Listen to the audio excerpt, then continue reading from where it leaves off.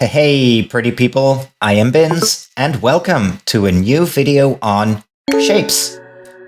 To kick it off, I would like to explain how, why, and where today's video fits within, let's say, the chronology that is my roadmap with this game. It's a logical successor to the videos I have done on this channel and a precursor to what's coming.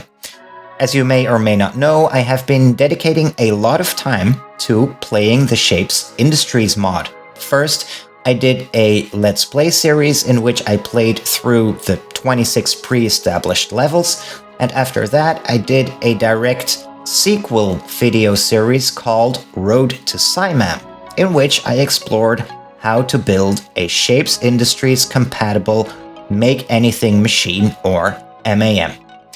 Now, in the last video I did before this one, I went over all of the mods that, aside from SHAPEZ Industries, I have been using when playing this game. And well, today I want to specifically focus and elaborate on one of those mods, and that is Skimnerfi's Wires Plus mod. The reason for wanting to do a separate video on it is twofold. For one, it's a pretty elaborate mod that adds a dozen or so new units to the wiring layer, and in the other mod review video I did, there simply wasn't enough time to go over all of them. And the second, possibly more important reason for wanting to do this video today has to do with what I have in store for you later. As some of you may know, I have been heavily invested in pursuing the creation of the world's very first true Make Anything machine within the SHAPEZ Industries mod. And SITMAM is a daunting challenge that to date no one seems to have beaten. Except, spoiler alert, this guy. At the time of recording, I am happy to announce that I have created the world's very first TMAM within SHAPEZ Industries, and I am extremely excited to show it to you all. However, the factory does rely heavily on the Wires Plus mod. Wires Plus, at least in my view, seemed like an unavoidable necessity for being able to build a TMAM in SHAPEZ Industries, and therefore, as a kind of, let's say, warm-up to the video series that's coming, it seemed like a good idea to cover Wires Plus separately first. That way, when the new videos drop, you will already know what Wires Plus does, how its units work, and, I can go about explaining the workings of the actual machine more efficiently. Alright? So on today's menu, an overview of Wires Plus, the units it contains, and the functions they perform. If you want to get the Wires Plus for yourself, you can find it either on shapez.mod.io or on skimnerfi.net. I will leave both links in the description. Are you ready? Here we go. So we're gonna start off with one of the easiest and straightforward additions to this game, and that is the fact that Wires Plus gives you two additional wire colors. Usually in vanilla you have to work exclusively with green and blue, and well, Wires Plus also adds this yellow-orangey kind of wire and the purple wire. And the fact that you have 4 different wire colors at your disposal does give you a lot more freedom. In my experience, part of the challenge when creating wiring modules is the fact that you might want to, or you might need to be puzzling with these two wires and try to squeeze them into a tight space, and that might be part of the challenge. And it can be, a challenge like that can be fun. If it is not something you want to focus on, then it also can become a bit of a nuisance. And with these two extra wire colors that come with the Wires Plus mod, you can you have a lot more liberty to move your wires around, and you can focus on the stuff that really matters, which is, lifting that constraint of only having 2 wire colors at your disposal. So that is that. onward we go. Wires Plus also adds a lot of wire crossings. So from the base game, we know exclusively this wire crossing, which is literally a crossing that crosses two wires over one cell in 90 degrees, two wires that are 90 degrees relative to each other. But Wires Plus also adds different kinds of crossings. So the next one is this insulator, it's called. It's a straight insulator, so you can rotate it either horizontally or vertically, so that if you have two wires of the same color, they simply won't connect. And in some cases where you have, you might have a tight squeeze, that can be very convenient. A variant of this insulator is the same one, but it goes around the corner, so you can use that for example here. Same thing, it keeps these two wires from connecting with one another. So if we do it like this, you'll probably know they connect and they create a conflict because we have two different signals on those wires. And with the insulator, you can keep those wires apart, separated from each other. Moving on, we also have this wire crossing that is actually like a bend. So very much like the SHAPEZ Industries belt crossing right here, not this one, but that one, the corner crossing. This is a virtual equivalent of that. And then finally in that category, we have the wire swapper. And, as the name suggests, you can simply swap two wires, which again can be very convenient if you have to squeeze your wires through a narrow space. Moving on, Wires Plus also introduces this generator right here. I don't know actually what it's called. It's found in the menu of the constant signal, and it's called a random signal. So it just emits a random signal, 1 or 0, that's what it does. I haven't found a particular use for this yet. I haven't used it. But I guess if you want to somehow bring some randomness into your systems, then you could use this. What's the name again? Random signal, right? Yeah, the random signal. Now it's making me a bit nervous looking at this, so I'm going to remove the wire again. Moving on, we have a bunch of units that go with the virtual processing.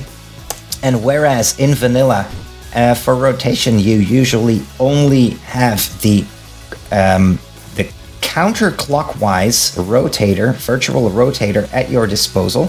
What Wires Plus adds to that is this is the clockwise one.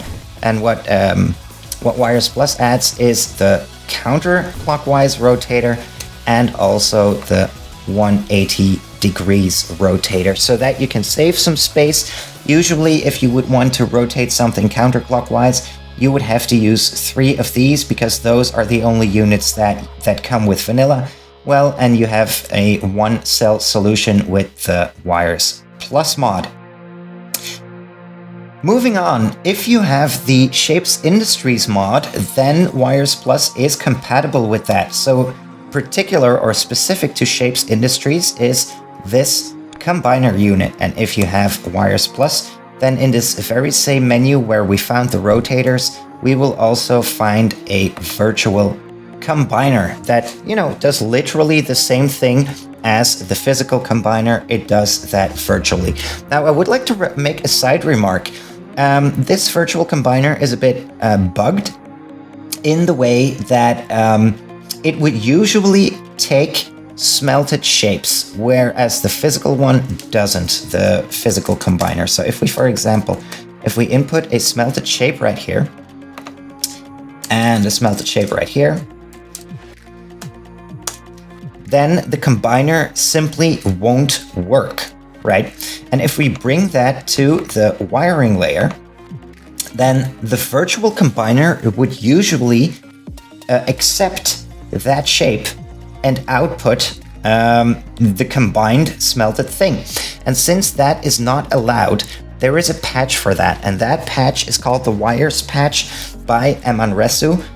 He pretty much made it on my request, I think I am allowed to say, because I wanted my machines to, virtually perform exactly the same way as the physical ones, as to make my machines more reliable, making sure that I wouldn't be able to create something on the virtual layer that I couldn't create on the physical layer. So if you go with the Wires Plus mod, I would advise installing that Wires Patch mod as well. Moving on, in the same menu, we also find the virtual smelter, which again does the exact same thing as the physical smelter, also exclusive to Shapez Industries. And, well, it does the same thing on the wiring layer. So you input a wire, you input a shape signal that gets smelted and turned to gray, just like the physical unit does. Alrighty then, moving on. There is this next category of very special processing units that do not have any, let's say, physical equivalent, I guess. This virtual mixer is pretty interesting. I haven't used it much, but maybe you can find a very good use for it. And this turns 3 Boolean signals into a color signal. So you can see here that each input comes with a color. And if I, for example, feed a 1 signal on the right-hand side, then the output of this virtual, what is it called? The virtual mixer, it will be red. And if I choose green on the left, it will be green. If I choose blue on the bottom, it will be blue. If I pick a combination, it will start mixing those colors. That was yellow, here is cyan, and here is purple. And finally, if we pick all 3 of them, then it will output white. This can be convenient if you want to save space, for example. So what you could do is, if you have 3 Boolean wires, you could convert them into 1 wire. You could simplify it down to 1 condensed wire. That would be one possible use case of this virtual mixer. And the counterpart of that would be the virtual unmixer. What it does is the opposite. It takes a color signal and it will convert that into Boolean. So for example, if I connect red, then only the rightmost display will light up. If I take green, it will be the left. If I take blue, it will be the middle. And if I take any other color, then it will be a combination of the signals that correspond to the colors that make up, that correspond to the primary colors that make up potentially a secondary color. So this is yellow. Again, this is cyan. Then we have purple. And finally, if we take white, then all 3 displays will light up. I have used this in my TMM, so if you're excited to see how I put that to good use, then I would say stay tuned, subscribe, all that good stuff. Moving on, in that same menu, we also have the Smart Stacker. And the Smart Stacker, in my opinion, is a great unit that I have abused quite a lot, actually, and it is a stacker that does not require both inputs. So you can see this illustrated here in the first machine, in the first virtual stacker. I have virtual smart stacker. I have a red orb, let's say, and a white orb, and they get stacked. However, if I remove the side input, then the output will equal the bottom input and vice versa. If I remove the bottom input, then it simply will take the side input and output that. And that is very convenient because, as you probably know, the standard virtual stackers, where is it? There it is. They don't do that. So they only provide an output if both inputs are given. And if you remove any of the inputs, then no output would be provided. And if you've seen previous videos of mine, you will probably know that it's pretty cumbersome to come up with a machine with a smart virtual stacker that will also give you an output if not both inputs are given. And well, this smart virtual stacker is a one-cell solution that can save you a lot of trouble moving forward. Good. The next thing I want to talk about, also contained in the same menu, here it is the Smart Painter. It is very comparable to the Smart Stacker, except it paints smartly. So what you could do is you have your shape input coming from the bottom and you have a color input coming from the right, and then the shape will be, painted in that color.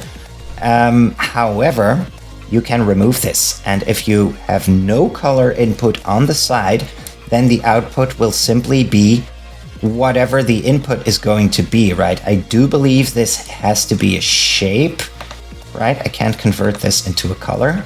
No, so that won't work. But yeah, if you have a shape and no input on the side, then you will simply get the unaltered shape input, which can be pretty convenient. And again, that is not something that the regular virtual painter does. So if I cut this wire, you will see that no output is provided, contrary to the Smart Virtual Painter. All right, moving on. An interesting one is the nipper, and this would be, I guess, the equivalent of the laser cutter. It is not entirely the same. The laser cutter is also a unit that is exclusive to the Shapez Industries mod. And if you haven't seen it, it allows you to basically choose what you would like to cut, which corners you would like to cut out of any given 4-quadrant shape. And then the quadrants you've selected, they will come out the side input, and the rest will come out the top input. Now, the nipper is somewhat similar to that. What it will do is it will take the top right corner of your shape and just trash that. So if I input this shape right here, then we get this, three-quarter circle coming out. That's what it does. So if you want to nip, let's say, any other corner, you would have to rotate, your input signal, and then rotate your output signal back. So that is what the nipper does. Then we also get a virtual color mixer. So this works just like the physical color mixer. We didn't have a virtual equivalent for that, except with the Wires Plus mod. So for example, I can input red on at the bottom and green from the side, and we will get yellow, something like that. Now this unit does require both inputs be given, but if you provide them, then that will work just splendidly. I could take cyan here and I would get white as an output, for example. So very simply a virtual equivalent of the color mixer. And then finally, we also have the color unmixer. That is pretty interesting and pretty exclusive, because it does not have a physical equivalent. What the color unmixer does, well, as the name suggests, is the opposite. So if I take white, for example, as an input, and I subtract red from that, then I will get cyan for an output. And I don't really know what the black in the middle means. Is that uncolored? What happens if I take white? Yeah, then we will get gray or uncolored for an output. So that is how the virtual unmixer works. We are not done yet. We are just getting started. So moving onwards, this one is, we are getting more into, let's say, computer programming territory. But we have these two units here called the multiplexer, and this is the demultiplexer. And what the multiplexer does is it will take one of two inputs and output that based on a third side input you are getting. So you have this side input right here, and you have your two, let's say, value inputs right here. And if the side input is a 0, then it will take the rightmost input and output that. And if it is a 1, then it will take the leftmost input and output that. Now, there are a ton of ramifications of what you can do with this, right? So I am not going to go into those firstly, because I don't want to dedicate time what you can do with this, but secondly, I don't really understand, right? I am not a computer programmer myself, so I bet the possibilities that you have with this unit stretch far beyond what I would be capable of coming up with, right? But this is what it does. You have two inputs, and then based on the side input, you can simply choose which of two inputs is chosen as an output. And the demultiplexer pretty much does the opposite. So you get one input and you get two outputs. And with the side input, you can essentially choose which lane is going to be chosen. So what you could do with this, for example, this would be a very useful unit to use when you have a fork in the road. For example, if you have two scenarios, then and you want to create a situation where you want the signal to travel either one direction or the other, well, then you can conveniently use the demultiplexer for that. So multiplexer, demultiplexer. What else is there? Yes, these are given in this menu right here. First and foremost, there is the diode, which is an extremely simple solution to create a wire color swap in one unit. Previously in vanilla, what you would have to do to achieve that is work with a transistor with a constant side input. That is, the easiest way to swap your wire color if that is something you want to do. And with the diode, yeah, it's simply a one-cell solution for doing that. Now, the diode is also very convenient for creating artificial delays.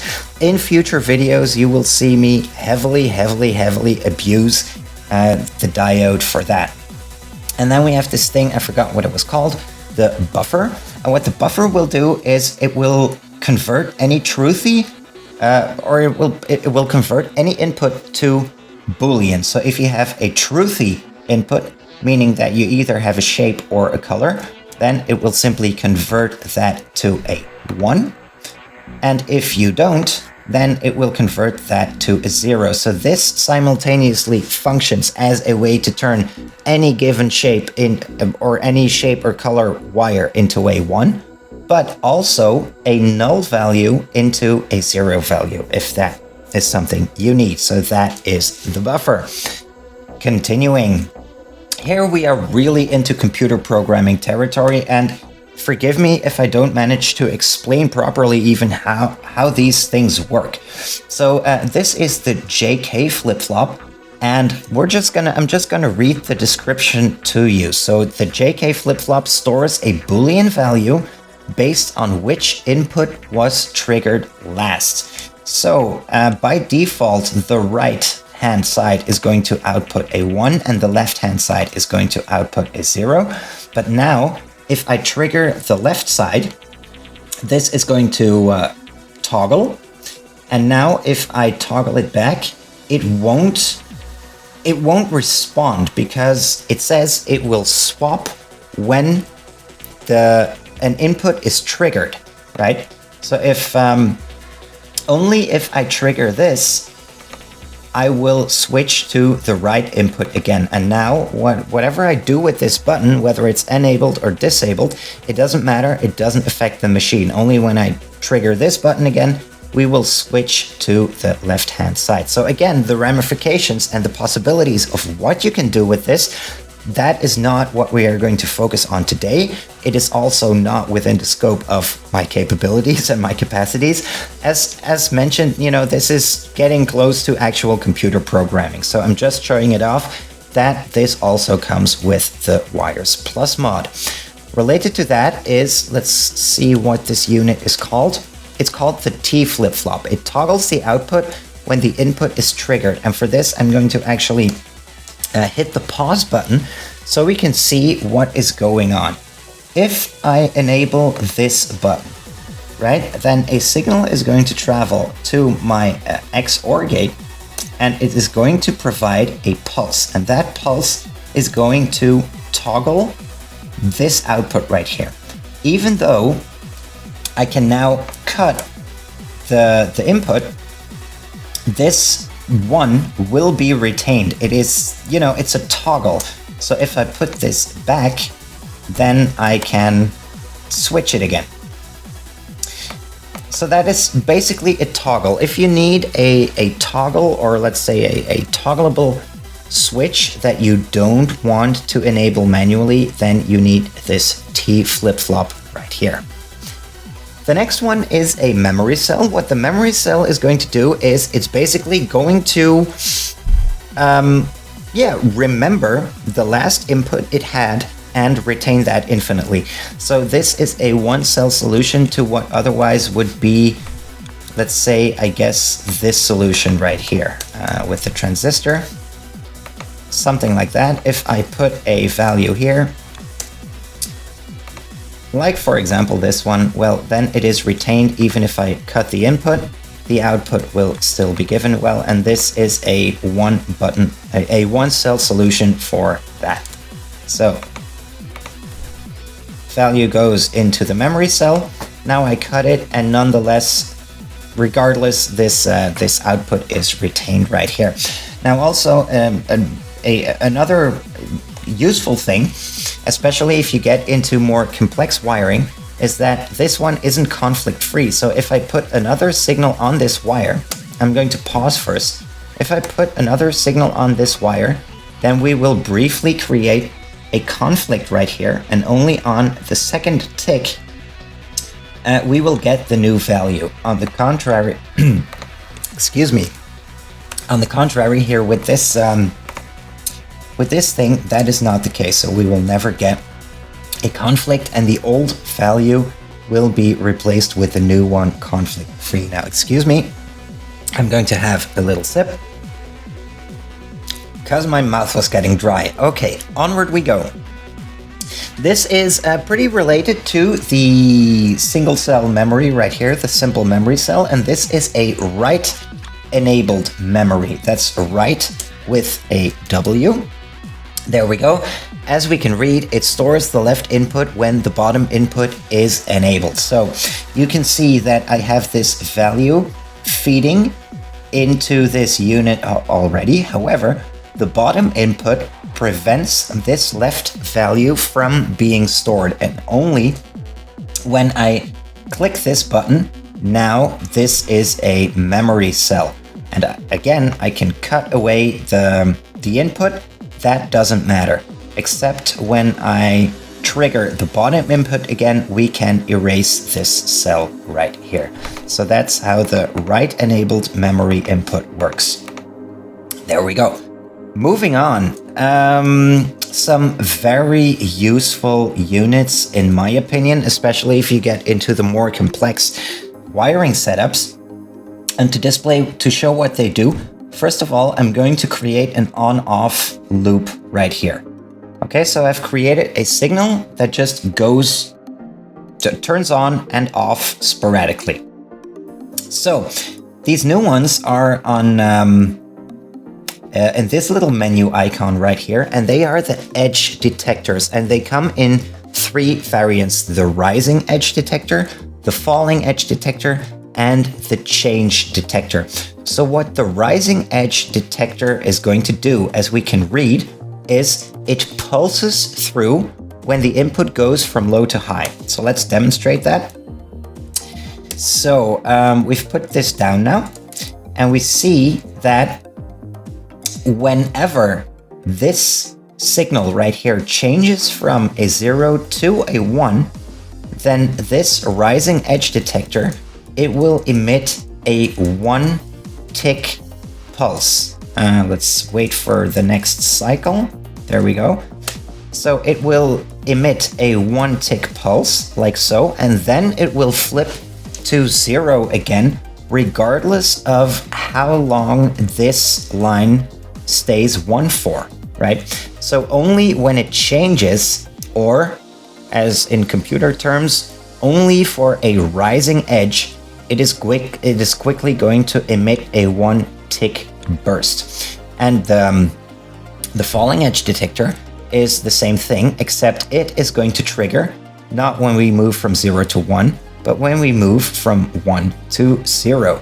So you can see these two alternate. When this goes from 0 to 1, when it moves up, when it rises, this one is triggered, and otherwise when it falls, this one is triggered. And well, the change detector, that is going to activate in both cases. So when it detects a change, any change on the signal, it will trigger, and that's how we get that. Those three can be very useful, but as I said, only if you are getting into a little more advanced territory of your wiring components. And then the last unit in this mod is the adder.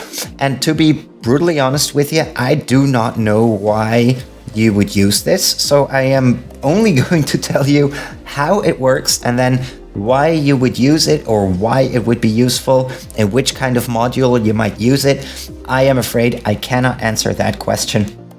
Maybe you could ask computer programmers, or, you know, watch some other videos about that. But what this does, basically it allows you to count to 4. So it has 3 inputs, and 0 is also counted or seen or interpreted as one value.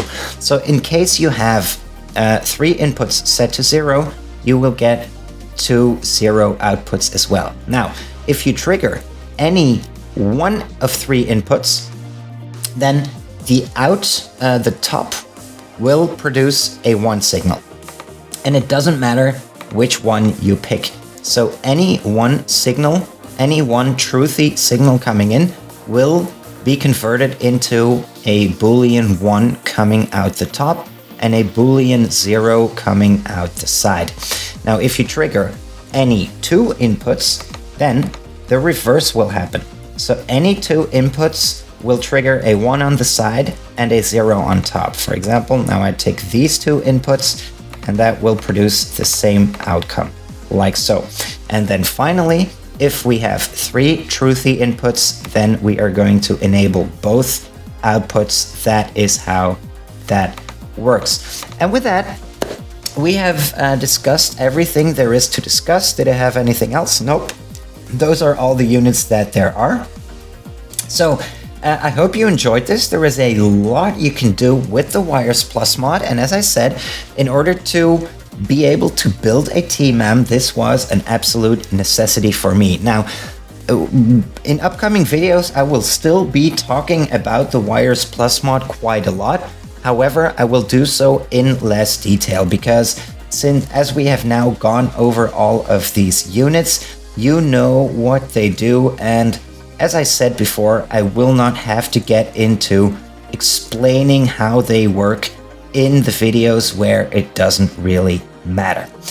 Alright, so a mod revision video in preparation for the videos that are upcoming. As always, I hope you found it interesting. I hope you had a lot of fun. If you did, like, comment, subscribe, hit that notification bell, all that good stuff. And then for today, I am going to sign off, wishing you an excellent day. See you soon. Bye.